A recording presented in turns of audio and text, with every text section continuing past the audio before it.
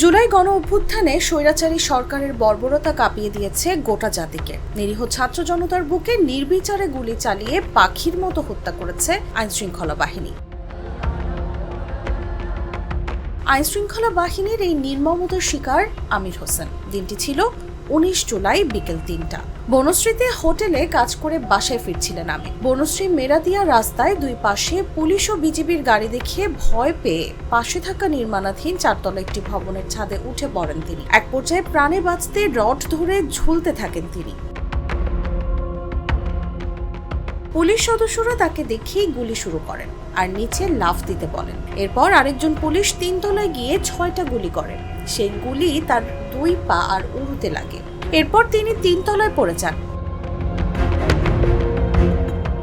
আমিরের চিৎকার শুনে 4-5 জন লোক এসে হাসপাতালে নিয়ে যান।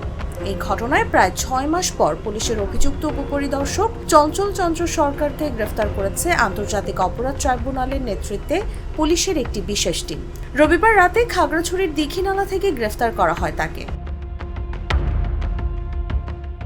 আন্তর্জাতিক অপরাধ ট্রাইব্যুনালের সহকারী অ্যাটর্নি জেনারেল তানভীর হাসান জোহার নেতৃত্বে অভিযান চালিয়ে তাকে গ্রেফতার করা হয়। এ সময় তাদের সঙ্গে ছিল ঢাকা থেকে আসা পুলিশের একটি বিশেষ ইউনিট। তসলিমা তিথি, জাগো নিউজ।